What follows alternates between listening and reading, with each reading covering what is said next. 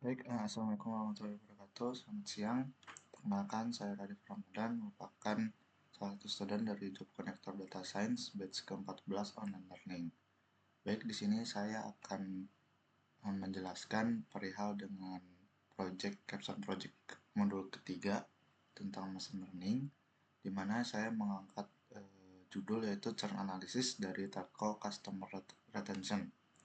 Nah, dari business understanding-nya, konteks dari analisis ini adalah perusahaan telekomunikasi ingin memahami beberapa pelanggannya yang churn gitu dan bertujuan untuk mengambil tindakan preventif atau untuk pencegahan pelanggan yang berhenti berlangganan. Selain itu juga ingin mengidentifikasi faktor-faktor apa saja yang menyebabkan pelanggan dapat berhenti menggunakan layanan mereka gitu. Nah, untuk variabel targetnya yaitu churn, di mana eh, angka 1 itu adalah pelanggan yang churn atau kita bisa sebut sebagai positif. Lalu juga yang 0 ini untuk pelanggan yang tidak churn atau kita sebut dengan negatif. Nah, untuk problem statementnya, industri telekomunikasi saat ini memiliki persaingan yang sangat kompetitif gitu. Dan juga penawaran spesial saja itu tidak cukup untuk pelanggan yang sudah berencana yang emang untuk churn gitu. Ditambah lagi provider perlu memiliki investasi yang sangat besar dalam infrastruktur untuk tetap bisa memberikan layanan yang baik kepada para pelanggannya. Nah, setelah itu juga mengingat tantangan-tantangan yang sudah disebutkan sebelumnya, churn ini sangat berdampak besar gitu berbagai aspek di perusahaan, terutama di segi finance atau keuangan. Terus goals dari analisis ini kita akan mengidentifikasi kemungkinan pelanggan yang akan churn atau tidak, dan itu juga eh, dengan begitu perusahaan dapat mempersiapkan strategi retensi untuk pelanggan. Dan pendekatan analitiknya kita menggunakan model machine learning yang dibangun untuk mengklasifikasikan pelanggan yang churn atau tidak. Lalu selanjutnya metric evaluation, di sini kita menggunakan false positif dan juga false negatif, di mana false positif itu akan mengakibatkan resiko biaya marketing yang sia-sia atau biaya acquisition yang lumayan gede, dan juga false negatif ini resiko yang kehilangan pelanggan seperti itu. Lalu di sini kita import library. Nah, untuk data understanding-nya kita menggunakan data telco customer churn, di mana data ini berisi informasi-informasi pelanggan-pelanggan yang churn. Nah, di sini ada data description-nya, di mana ada kolom dependence, tenure, online security, dan beberapa layanan lainnya. Lalu juga ada harga dan juga ada variable targetnya yaitu churn. Dari data info ini kita melihat banyak beberapa kolom dengan data tipe-tipe datanya. Nah, dari sini kita akan mengambil sampel-sampel dari data yang ada, di mana dependence memiliki nilai unik, lalu tenor juga memiliki nilai unik seperti ini, dan sampel-sampel uniknya gitu. Dari data yang ada ini kebanyakan adalah data kategori. Seperti itu, yang di sini ada integer dan float, hanya ada dua, yaitu tenor sama monthly charge. Setelah itu kita akan ngecek missing value, dan ternyata pada data ini tidak ada missing value. Dapat disimpulkan bahwa data ini bersih dari missing value. Lalu juga saya akan mengecek outliers yang ada pada data. Nah, dari data ini pun tidak ditemukannya outliers gitu. Dan kebetulan untuk box plot ini hanya digunakan pada nomor value, dan ternyata dari data ini bersih dari outlier. Lalu ngecek duplikat, dari sini tidak ada duplikat, di mana karena beberapa kolom yang memiliki jumlah nilai unik sedikit itu sangat baik, karena nilai unik yang sedikit itu mungkin terdeteksi sebagai duplikat, namun sebenarnya mereka bukan duplikat dalam arti yang kita ketahui, mereka merupakan referensi dari kategori yang berbeda dalam dataset tersebut. Lalu di sini ada ADA, di mana kita membuat perbandingan antara yang churn dan yang tidak churn. Dan dari sini juga terlihat bahwa data variabel target ini mengalami imbalance atau ketidakseimbangan data, di mana yang tidak churn lebih banyak daripada yang churn. Nanti dari sini kita akan menggunakan resampling untuk menaikkan beberapa variabel target yang minoritas seperti itu. Lalu di sini juga kita melihat impact-impact dari setiap service yang diberikan oleh perusahaan terhadap dengan churn rate-nya. Dimana di sini ada online security, online backup, no internet service, dan juga ada device protection, ada juga tech support. Dari impact service ini sangat signifikan ya untuk terhadap churn rate, karena kita bisa lihat bahwasanya pelanggan dengan service yang no internet service ini menunjukkan kecenderungan yang tidak melakukan churn. Artinya pelanggan yang hanya menggunakan layanan tanpa internet itu cenderung jarang churn. Hal ini mungkin karena mereka puas dengan layanan tersebut. Nah, di sini juga dapat disimpulkan bahwa pelanggan juga cenderung memutuskan untuk tetap berlangganan atau tidak churn atau churn berdasarkan layanan apa yang mereka gunakan. Di sini juga ada density by durasi, tenor, di mana pelanggan-pelanggan yang tidak churn itu yang punya durasi yang lumayan lama, dan beberapa pelanggan yang di awal-awal ini banyak yang churn seperti itu. Lalu juga di sini ada monthly charge, di mana harga yang lebih mahal resiko churnnya tinggi, dan yang masih murah-murah ini kebanyakan loyal ya. Di sini ada tenor duration juga, kita buat jadi kategori. Di sini juga ada sedikit hal yang signifikan, di mana tenor duration yang sangat lama itu jarang yang churn, tapi beberapa yang di bawah 1 tahun itu lebih banyak yang churn resikonya. Lalu di sini juga ada antara kontrak dengan churn rate, di mana dengan month to month lebih banyak yang churn gitu. Tapi di 1 year to year ini banyak yang loyal gitu, seperti itu. Internet service, di mana fiber optik lebih banyak churnnya daripada service-service yang lain. Nah, terus ada data cleaning, di mana setelah kita mengecek tadi duplicates, terus juga outlier, dan juga missing value, karena tidak ada yang terlihat, maka pada data cleaning ini tidak diperlukan karena data sudah bersih dari missing value, duplikat, dan juga outlier. Lalu selanjutnya ada data preparation, di mana saya menggunakan fitur selection terlebih dahulu, menggunakan library dari Dayton atau Dayton Associates, di mana kita mengambil korelasi dari setiap kategorikal dan juga numerikal. Nah, didapatkan bahwa beberapa fitur atau beberapa kolom memiliki korelasi terhadap variabel target.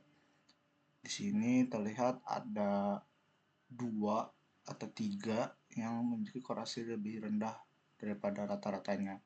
Ada papers billing, monthly charge, dan juga dependence. Nah, maka dari itu saya akan mengambil beberapa fitur berdasarkan korelasi yang tinggi. Di sini saya mendrop beberapa korelasi yang rendah seperti paperless billing, dependence, dan juga tenor. Nah, tenor ini saya ganti menjadi tenor duration untuk menjadi kategori yang sifatnya ordinal seperti itu. Dan juga saya sini tetap menggunakan monthly charge, karena menurut saya monthly charge ini secara domain knowledge diperlukan, karena tadi kita lihat di EDA pun monthly charge ini memiliki keterkaitan dengan banyaknya pelanggan yang churn atau tidak.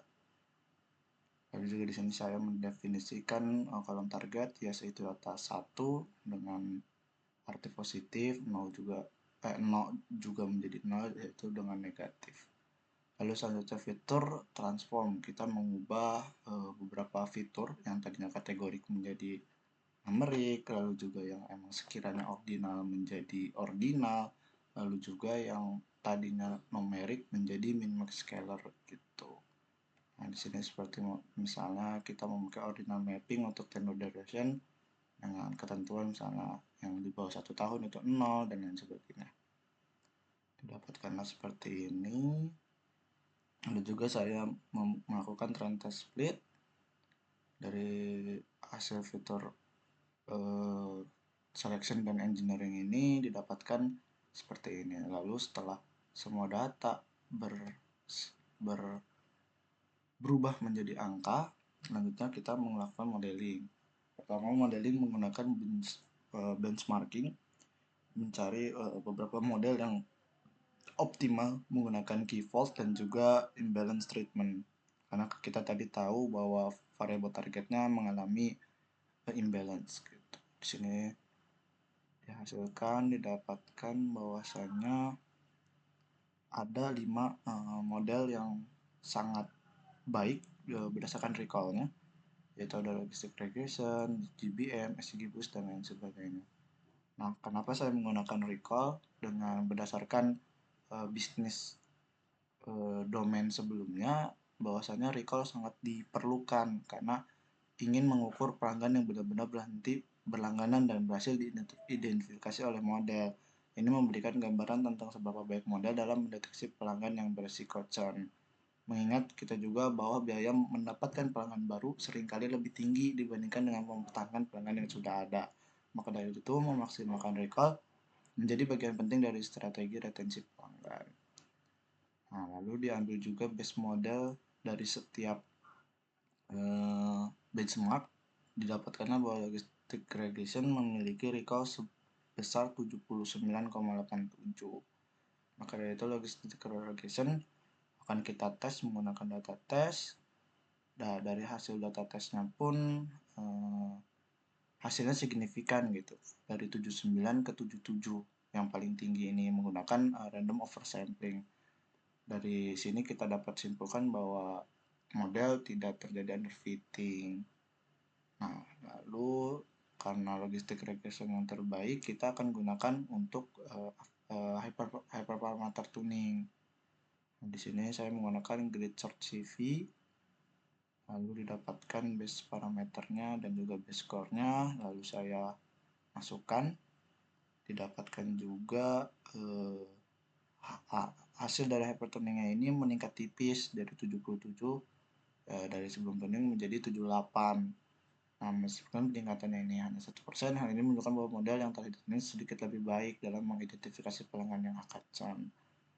Nah, dari situ saya akan coba ke test model, bahwa didapatkan juga hasil dari after tuning ini trennya sebesar 81 dan juga tesnya 78. Hal ini tidak terjadi underfitting ataupun overfitting, kita sebut sebagai best fitting karena recall dan tesnya tidak begitu jauh.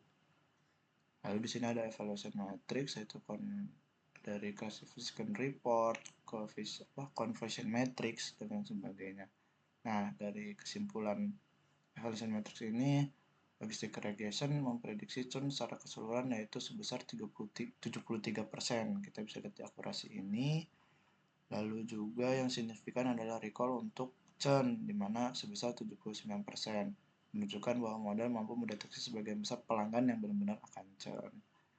Nah, di sini juga kita memiliki false negatif yang sangat kecil, yaitu hanya sebesar 56 kalau berdasarkan coefficient matrix.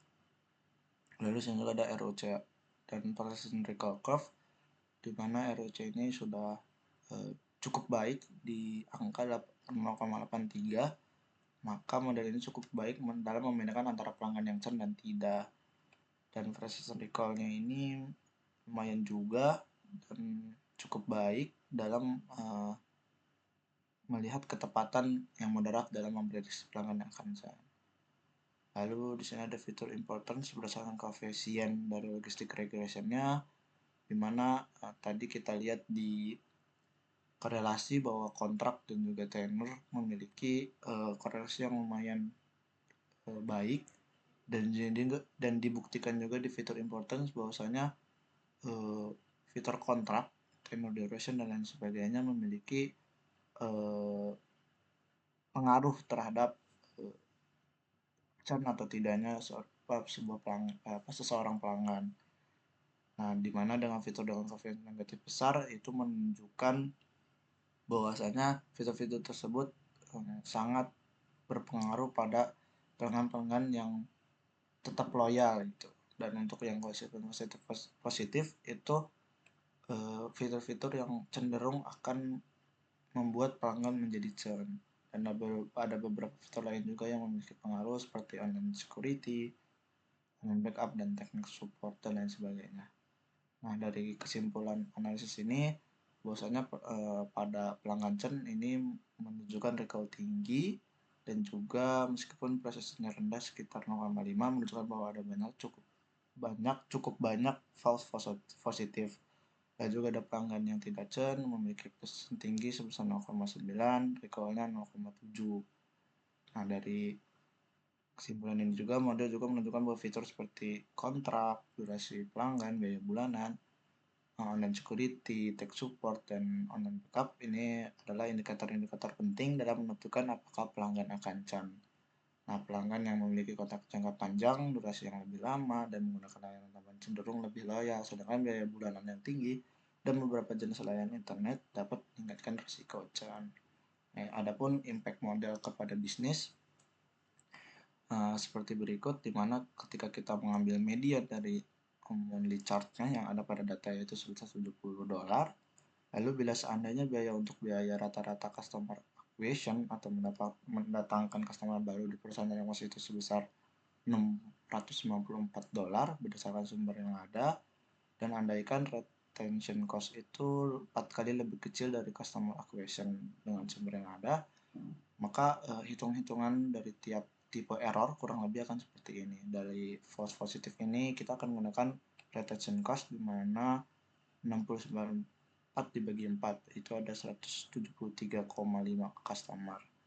Lalu juga untuk false negatif seperti ini, dari hitungan-hitungan ini didapatkan bahwa perusahaan dapat menghemat sebesar $674.398 dengan menggunakan model untuk memprediksi churn pelanggan dibandingkan dengan tidak menggunakan model apapun. Seperti itu. Adapun rekomendasinya yaitu fokus pada durasi kontrak, lalu meningkatkan opsi retensi berdasarkan tenure duration atau tenure, lalu juga evaluasi internet service, di mana di sini tadi kita melihat bahwa fiber optik lebih cenderung churn karena mungkin dengan biaya yang lebih mahal atau layanan yang kurang baik.